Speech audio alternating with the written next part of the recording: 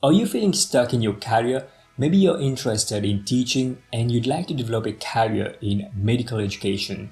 Recently, I sat down with Dr. Nigel Giam, who is a medical educator, and what you're about to see in this video is an interview in which he explains the steps that you can take to develop a portfolio role in medical education. I hope you find this video useful. Welcome back on the show. Today we've got a special guest, Dr. Nigel Giam.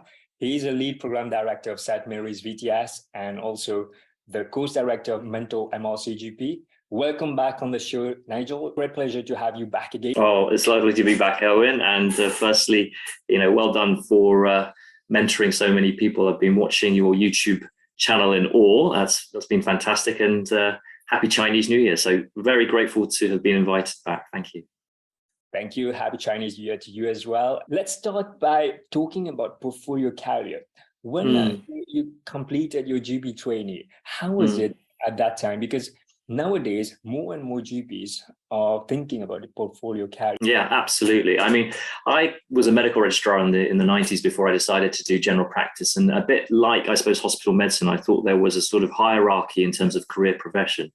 So when I CCT'd, which was 20 years ago now, I thought, I'd be salaried and then I'd move on to partnership. At that time, actually, partnerships were really, really competitive. So it was very difficult actually to get a partnership. So I almost kind of felt like I needed to move away from that a little bit. And so a portfolio career for me at that point was never necessarily on the horizon. But actually, when I did do that, and I define a portfolio career really as having your finger in a few pies, I was locuming a bit, I was doing a bit of private general practice, and I had education on the side. I found that actually the real advantage of that was the autonomy and actually having a bit more ownership with regards where I wanted to work, what I wanted to do. So the flexibility there for me was great. With that said, actually, I did come back and become a salaried GP, and there were lots of advantages of doing that as well, which I'll talk about in a second. But I think at the moment, just with the climate in the NHS, and actually the fact that people don't necessarily want to be tied down to a specific job, they want to explore different avenues. I would certainly say, and I always do say this to my trainees as they near CCT, is that just keep your options open. Always keep your options open. There's no necessity to sort of say, I've got to sign up to the salaried post. I've got to do this. I've got to do this. When actually you've got so much time to explore all these different options. So I think a portfolio career is something I would advise anyone to have a think about. I think it keeps you very fresh within general practice. And then ultimately, if you decide you want to settle down after that, you absolutely can make a much more informed choice in a sense. Great. Yeah. I remember when I completed training and I had a conversation with you about the career forward. And one of the things I remember you saying was, don't sell yourself short, because this is one of the things that a lot of registrars just finish thinking like they don't know what's their worth. So tell us a little bit more about what was your experience after you completed and went to look for jobs?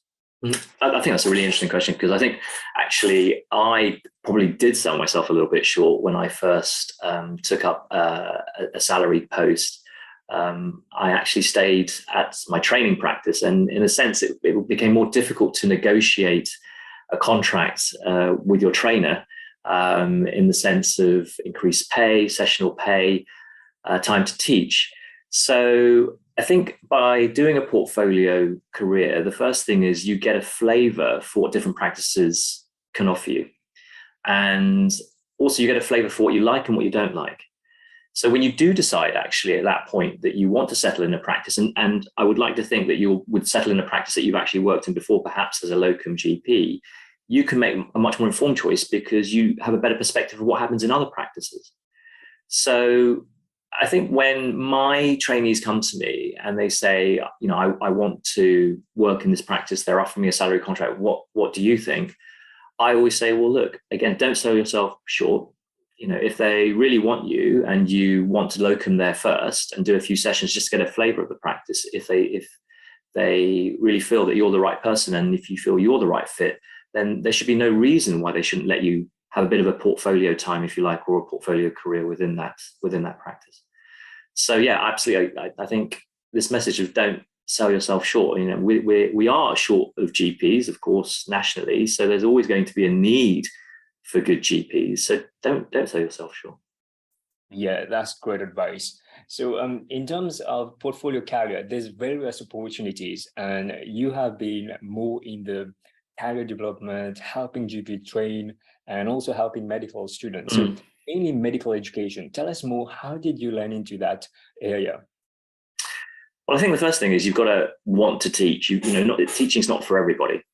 For me, I've always loved teaching because I've seen great similarities between the doctor and the doctrine effect. And actually, just through medical school, I always felt that if I could teach somebody else, then I'd always learn the subject better myself. When I qualified as a GP, one of the things that I wanted to make sure was that teaching was in my contract as a salary GP, and I was able to make that an informed choice because of the experience that I'd had before. I think if you're a newly qualified GP, that might be a bit more difficult in a sense. But if you want to get involved in teaching, then there are different faculties in which you can do that. If you join the RCGP local faculty, they have an education board. There's always teaching opportunities there from a postgraduate perspective. From an undergraduate perspective, most training practices will have an affiliation with the local medical school and actually touching base with the primary care department to see if there are opportunities there. So, for example, I'm a lecturer at Guy's, King's and St Thomas's. So I graduated from UMDS when it was Guy's and St Thomas's in the 90s. So I've always had a good working relationship there. But there are so many different opportunities, from seminar leading to OSCE examining to doing ad hoc teaching sessions, which are actually held face-to-face at the RCGP. And all these little doors will often open up to a bigger door and a bigger opportunity. So there are many different ways of getting involved in teaching without necessarily having to do a formal postgraduate certificate in medical education.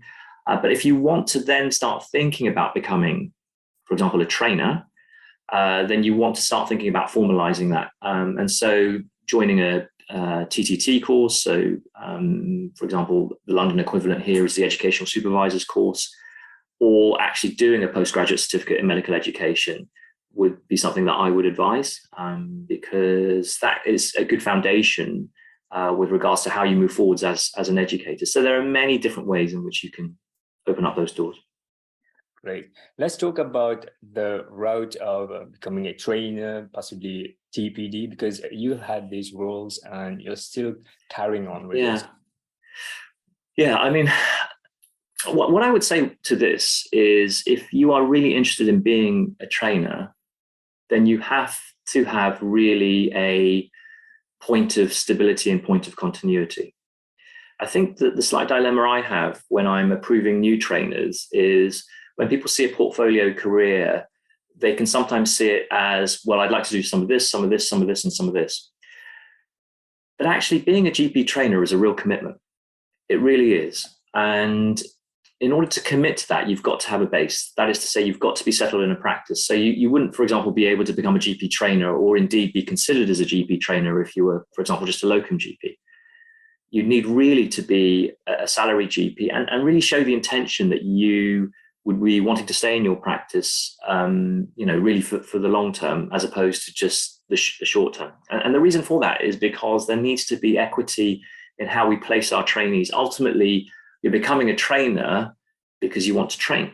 And that means we put the trainee first. So I've had many instances, unfortunately, of trainers who've kind of come on and go, oh, that sounds really good, but haven't really made an informed choice.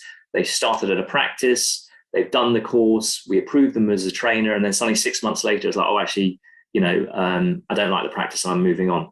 And it's quite unfair on the trainee at that point in time, because they may have started at the practice, or there is an expectation that they were going to be placed in that practice, and then suddenly their whole training program's turned on its head. So before you decide to become a trainer, you really need to look firstly at your kind of clinical placement and whether you're happy in your practice, whether you can foresee yourself being there for at least 3 years. And I say 3 years because that's the sort of training cycle of a GP. If you're someone who's basically saying, oh, I could see myself there for another year, I'd like to be a trainer, then it's not going to be for you really. And actually you don't want to necessarily do that, because I think if you do that as a TPD, it can leave a bit of a sort of a sour taste, in the sense of there's a lot of work that goes into accrediting new trainers. So, that that continuity, I think, is really important. And I think that's probably one of the things where when you start thinking of a portfolio career, it's important to start thinking about continuity in that sense. Because if you're kind of jumping from one thing to another, and I say there's no bad thing about that, but if you want to think about education, there has to always be a sense of continuity. That's a great point, yeah. Because sometimes what happens is that people don't think that long-term and just think in short-term and making poor decisions. Absolutely. Absolutely. So, I mean, I'll give you a working example. So in my trainers workshop at the moment, I've got about 26 trainers. And the trainers that we have lost, we've lost about 5 trainers over the last 4 years. They were all salaried GPs who, kind of unfortunately felt that the practice was no longer for them. And that really has been quite challenging to manage. I mean, I think trainees and other people who are considering being, for example, TPDs, don't necessarily see what happens behind the doors. It isn't just about half-day release. So much about this is ensuring, good continuity of teaching. I mean, half-day release is a very little part of what I actually do as a TPD. And so I suppose just in reference to your last question, when people sort of say, I'd like to be a TPD, then again, make an informed choice. Do you know what a TPD actually does? Because it's not just teaching. A lot of it is actually program planning and placements. So there can be a lot of admin stuff that comes along with that. Yeah, I think it's a good opportunity to tell a little bit more about the roles that you play, because people might not think that this is a challenging role. And for example, as a TPD, you have to manage that dynamic, and there are some trainees who are struggling, difficulties with trainer-trainee relationship as well. Yeah, there's a lot of situations that are incredibly challenging.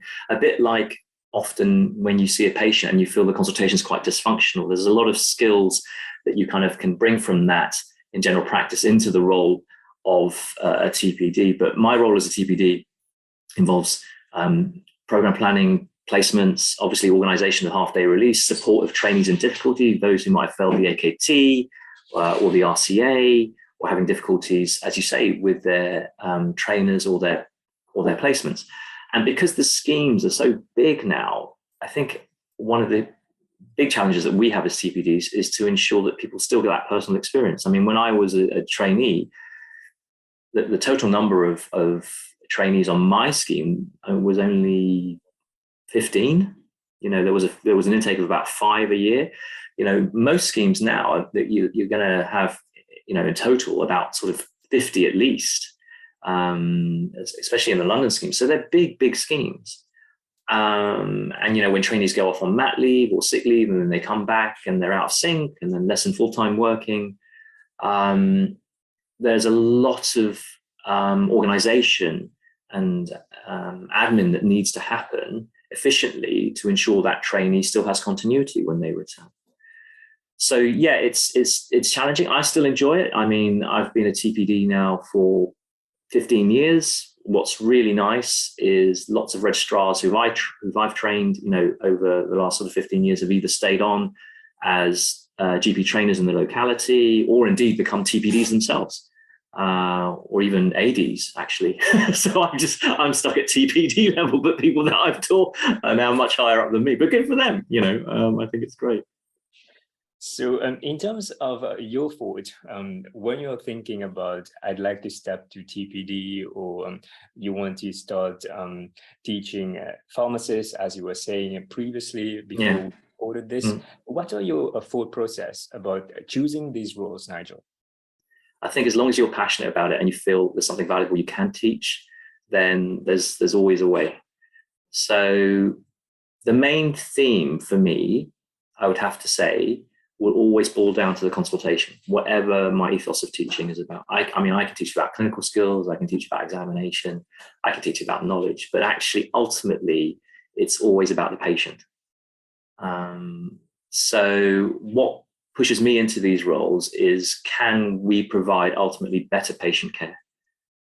So if I'm teaching a medical student and they want to talk about aortic stenosis, then I always map it back to a patient. I always map it back to a patient with, symptoms, but most importantly, a narrative. If you were a patient about to hear that your heart valve is narrowed and your heart is failing, how would that make you feel as a patient?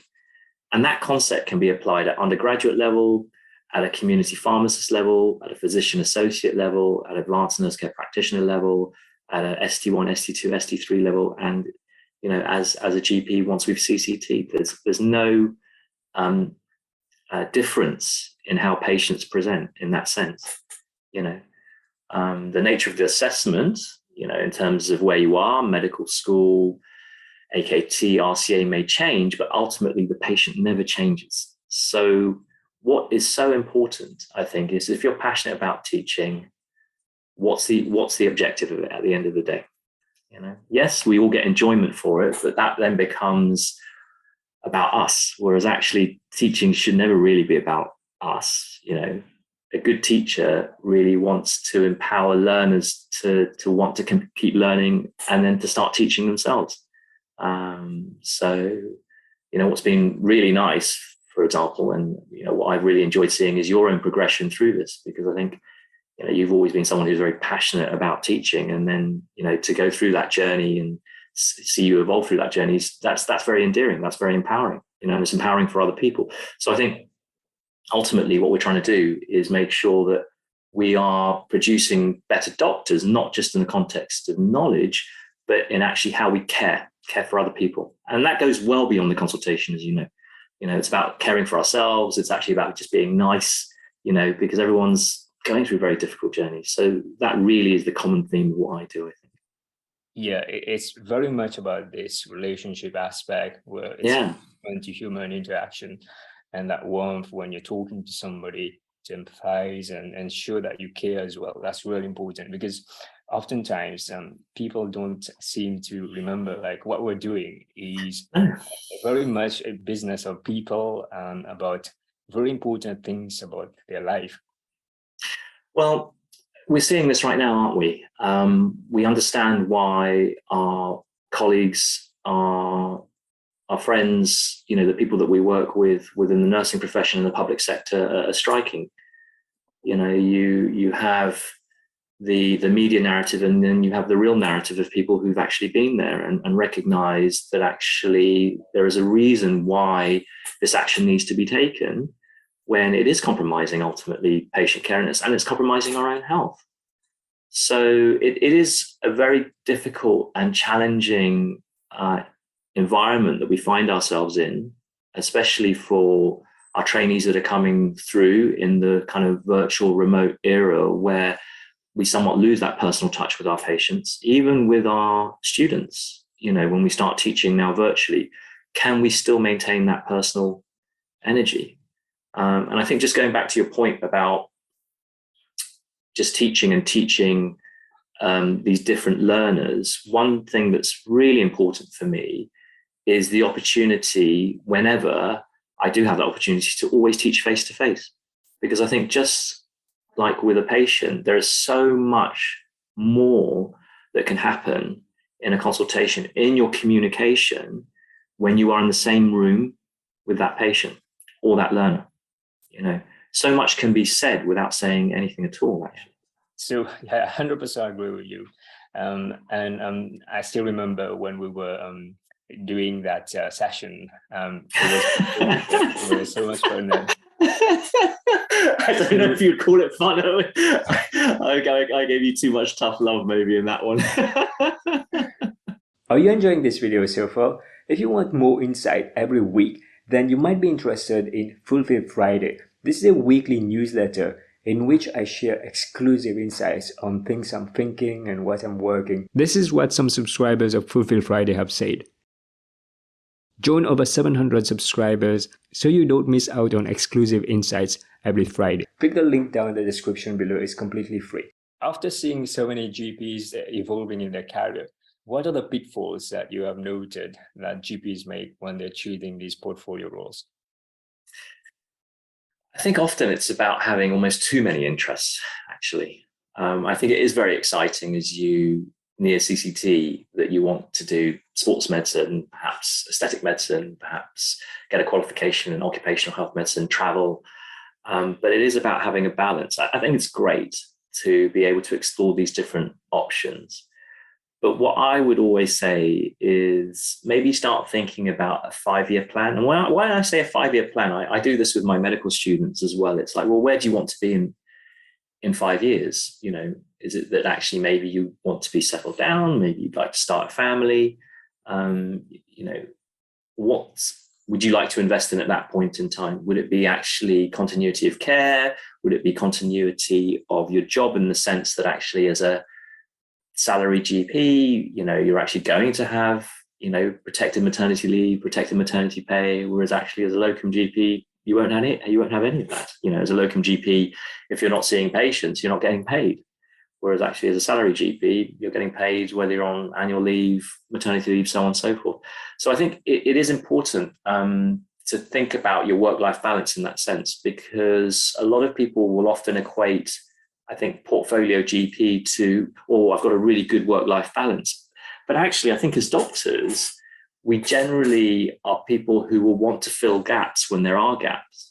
You know, oh, I can do that then, I can do that then. And I think what I have seen often with some of my registrars who have gone down the sort of portfolio route, and I'm talking more specifically about sort of as a locum GP, is they find it very difficult to actually switch off and turn work away.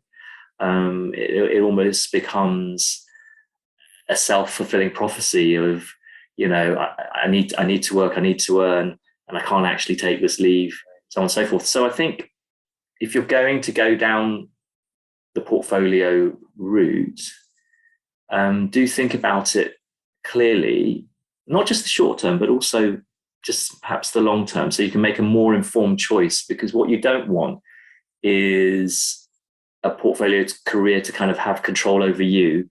The whole point of going down a portfolio route is so you have control over what you actually do, rather than the other way around. Sometimes people make choices that's not in alignment.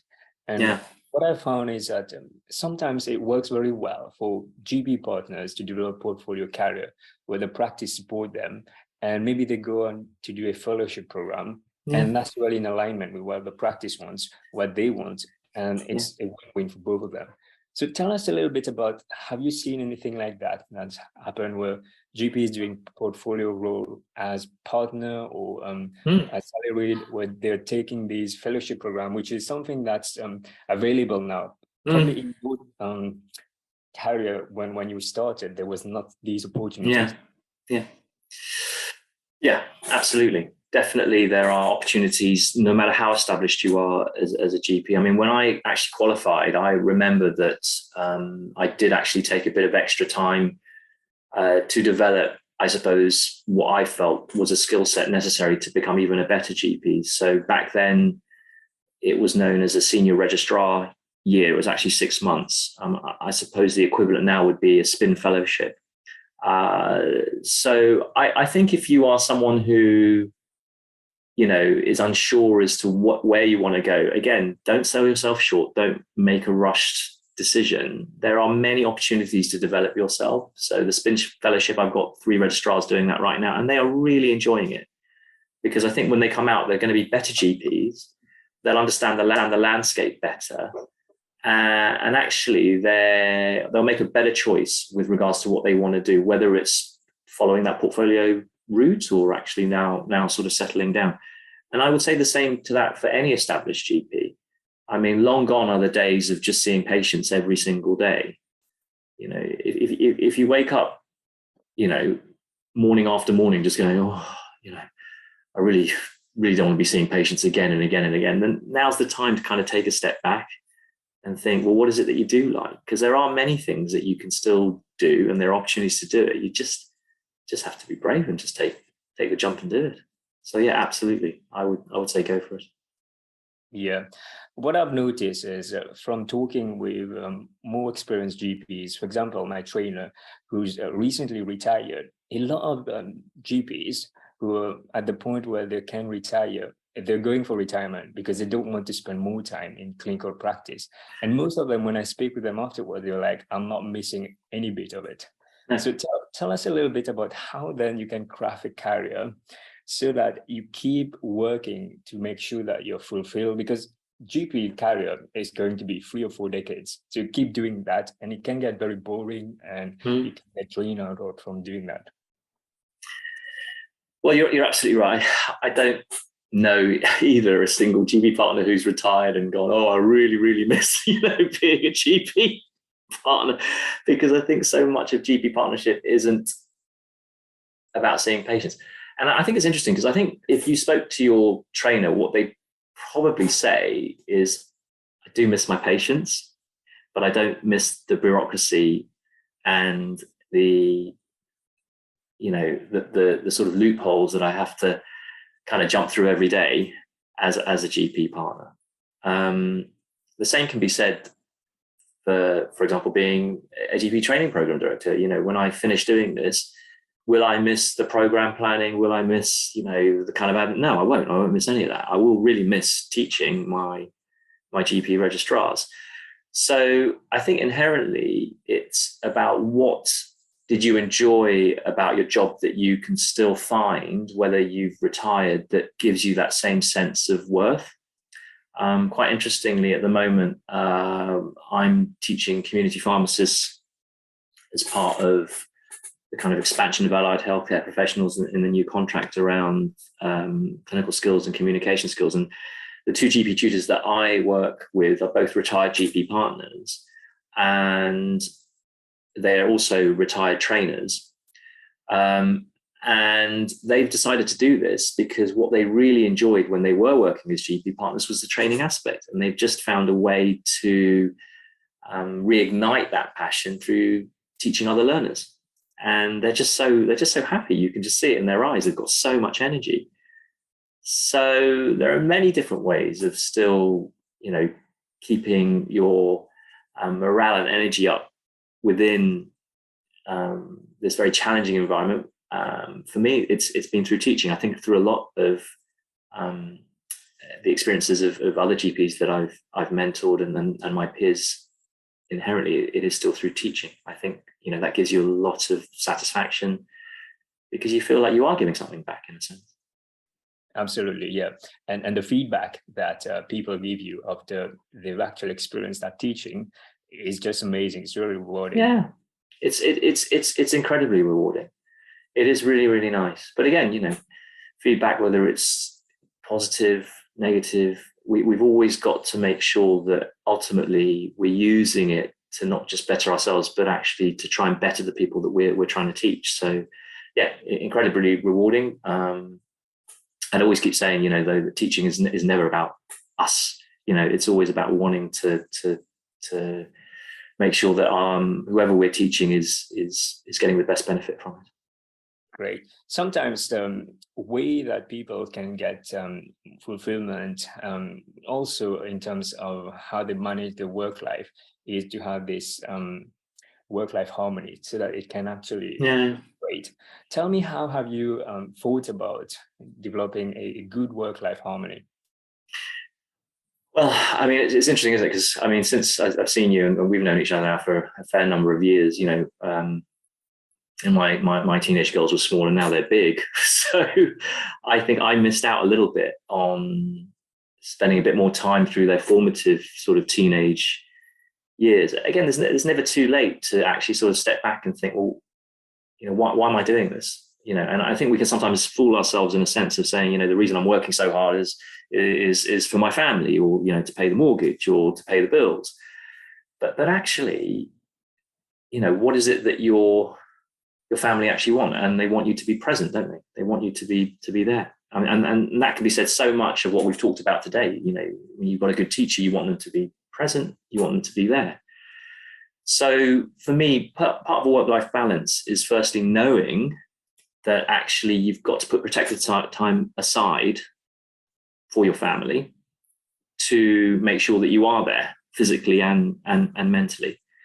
For a good work-life balance, I think to be physically and mentally there for them, you have got to be looking after yourself as well, physically and mentally.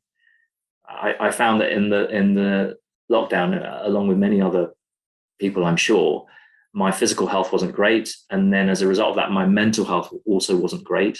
I think being sat in front of a computer either remote consulting all day long or teaching all day long isn't great either for your physical and mental health. So you've got to make sure that actually to get a work-life balance, you've got to take the right practical steps to ensure you give yourself the best opportunity for that. So part of that for me is having protected time with my wife, with my children, still taking, my teenage daughters out to the cinema. We went to see Avatar 2 the other day. It was amazing. It was great. And then for myself, I now train, 2 to 3 times a week, really quite religiously. It's really important. It's like meditation for me now. Before I used to do it by myself. I now got a personal trainer because I really feel that I've been able to do things that I would never have been able to do by myself. So almost having a mentor myself in that sense.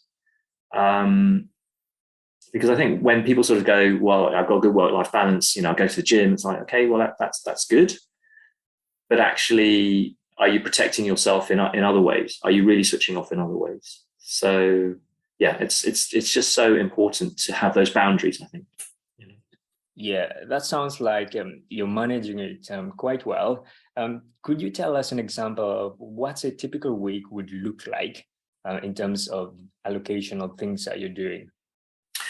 So it's quite flexible, actually, at the moment. So typically, I'll always run at least a full day MRCGP course. It'll either be an AKT or an RCA type seminar or course. I'm often asked to run workshops for local VTSs. So, for example, next week I'm going to be going down to Croydon to be running a face-to-face workshop for them. Wednesdays for me is always a very busy day because that's my TPD day. So I'm always at St Mary's throughout the whole day, running half-day release, and also got business meetings around that. There'll be online mentoring, either with medical students or GP registrars. So I'll do a number of one-to-ones throughout the week. My clinical sessions are usually reserved for the holiday periods. The reason for that is because I'm quite heavily involved also in school runs, which is quite nice. That's part of work-life balance. So school holidays allows me a bit more flexibility in that sense. And then I'll take up ad hoc teaching. So, for example, in a few weeks, I'm going to be going on a residential, but that's specifically for clinical pharmacists. So my week definitely varies, from week to week, but there's always built times where I'm doing routine things. So, for example, a bit later on today, I'm going to be training. I'm going to be doing a HIIT class, again, just for my physical and mental well-being. I'll do that again on Friday and Sunday. So there's some nice routines and schedules built in there. Always try and get my 10,000 steps in as well. So I'll try and build that in whenever I can just to get away from the computer. So tell us then, in terms of if you are speaking with a third-year GP trainee who is about to CCT, what would you say exactly, as in, let's say they want to develop a career in medical education, for example, what are the steps that they could take?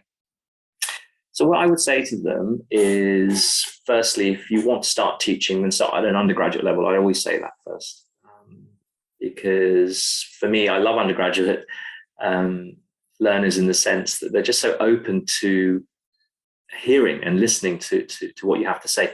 I would say, if possible, try to teach these learners face to face, because I think you will get so much more out of it, and I think your learners will also get so much more out of it. From a practical perspective, get in touch with the medical school and the primary care department of the medical school to see what opportunities might be out there. If you're looking really for regular teaching slots, then you will need to be in a training practice that is affiliated with that medical school, and you will likely have to be a salary GP in order to take on those slots. Again, those slots will need to be negotiated in part of any salary contract. So I think if you're going into a post thinking that you'd like to teach, you need to mention that very early on to your potential employers to see what opportunities there might be. Progressing on from that, if I talk, I suppose, through some case studies of my own registrars, they were locuming, they salaried, they started teaching undergrads, they really liked their practice, they stayed on as salaried, and that's when they started to think about, postgraduate training and becoming trainers. At that point, you need to be signing up to the educational supervisors course through HEE. there's a waiting list for that. So you just need to think about that lag. Typically, it's going to be about a year or so before approval and then allocation of trainees. So there is going to be a lag. You don't start the course and then immediately get a trainee. There's always a time lag to that. And again, is your practice going to be supportive of that? Is your practice actually accredited as a training practice? So there's a lot of admin that needs to be done. There's quite a robust approval process that needs to be looked at. Perhaps maybe you want to be involved in teaching other allied healthcare professionals. Again, these kind of opportunities, working through the primary care department, often then what happens is you will network, you will get contacts with, as I did, for example, University of Manchester and their CPPE program, which is their community pharmacist program, and their clinical pharmacist program. And then, if you have the opportunity, they'll invite you to teach. And if it goes well, they'll invite you back. So yeah, lots of little doors can always open big ones later on. Yeah, I think it's really important to try and build your skill set, because you stack it up on one on top of another, and then people get to know what you're doing. Absolutely. Then tell us then, sometimes what happens is that you might get too many invites, speaking engagement, consulting engagement. What are the things that would you say to say no? Because sometimes it's very difficult to know, like, am I getting instruction? Is this part of what I need to do? And this goes back to the point, I suppose, of as doctors, when there's a gap, we always want to fill it, basically. So yeah, there have been times where I've just had to say no because either I'm too busy, too tired, and I don't like saying no. But when I say no, it generally tends to be with a caveat, which is I can't do this, but if you want to consider, I can do this, basically. So I never try and close the door completely, especially if a workshop really values what I do, and there are learners that I feel would really benefit. Then I always try and find a time. I think the one great thing now is that if I can't be there face to face, which is my ideal sort of teaching modality, then now that we've all got very au fait with Teams and Zoom, it can be done quite easily, and therefore it allows for that flexibility much better, actually. But yeah, it can be. I have to say, I'm the first one to say I can. It's quite difficult for me to say no sometimes. Great. So is there any last word of advice before we wrap up, Nigel? Because we've covered a lot today, and you've given us some really pearls of wisdom that a lot of registrars would benefit from, especially if they're considering how to have a sustainable career in the NHS right now. That's not so much advice other than, just don't lose hope. I mean, I think it's so important when you come into general practice to know that really anything is possible, I know it's quite cliche, but, the world really is your oyster when you CCT. So words of advice, closing words, don't sell yourself short. There is no right or wrong choice. It's just about making an informed choice. So that's why I think having a portfolio career, however you define that, is fine. But I would also say think not just short term. Short term is also great. Enjoy the ride, but also think long term, where you want to be, and have a passion. Have a passion. Know what you like doing, because you can find that through many caveats and many nooks and crannies within sort of GP. For me, it just happens to be teaching. I think also for you really enjoy teaching. So you can find that in so many different ways, during your career, after your career, and look after yourself. Good work-life balance. Great. Thank you very much for your insights. Where can people find you, Nigel? Where can they find me? Sometimes I'm trying to hide. Where can they connect with you? So they can connect with me. I'm not huge on social media, as you know, but I do have a Facebook support group for the exams. So feel free to join us there through the website, mentormededucation.com. You can subscribe through there, and also the YouTube channel. These are probably the best ways. Great. Thank you very much. I hope you enjoyed this video. If you have any comments or anything that you'd like to put in the comment section, write it down below. If you found this interview with Dr. Nigel Giam insightful and you're committed to develop a portfolio career, then watch the next video. Take care, everybody. Bye-bye.